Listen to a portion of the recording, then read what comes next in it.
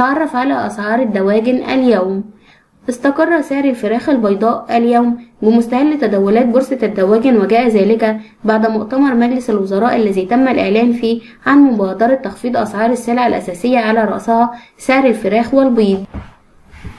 وأوضح أنور العبد نائب رئيس اتحاد منتجي الدواجن خلال مؤتمر مجلس الوزراء أمس بشأن مبادرة تخفيض أسعار السلع الأساسية أنه تم الاجتماع مع وزير الزراعة والمنتجين والتوافق على تخفيضات في الدواجن والبيض بنسبة 15%، مستعرضا بالتفاصيل الأسعار قبل التخفيض وبعد التخفيض. قيم الهدوء على سعر الفراخ البيضاء اليوم في المزارع والمحلات خلال تداولات بورصة الدواجن والمزارع اللي تسجل بالمزرعة نحو 71 جنيه، ليصل متوسط السعر للمستهلك 81 جنيه فقط.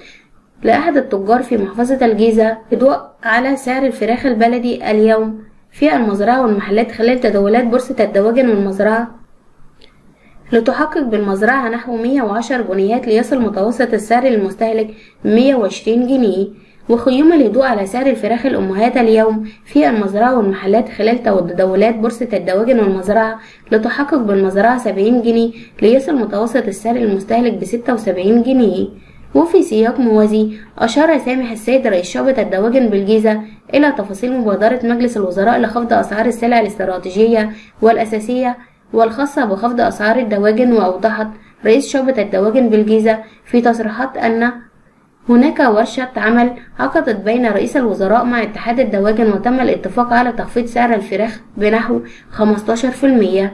وكشف أنه من يوم السبت المقبل سيكون هناك انخفاض ملحوظ في سعر الفراخ داخل الأسواق المصرية، مشيرا إلى أن هناك معروض كبير من الدواجن في السوق المصري، ولكن بعض التجار يتلاعبون في الأسعار وتم التعامل معهم.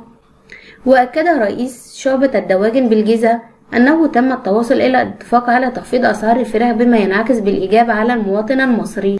ونشكركم على حسن استماعكم، ولكم منا كل التحية والتقدير، والسلام عليكم ورحمة الله وبركاته.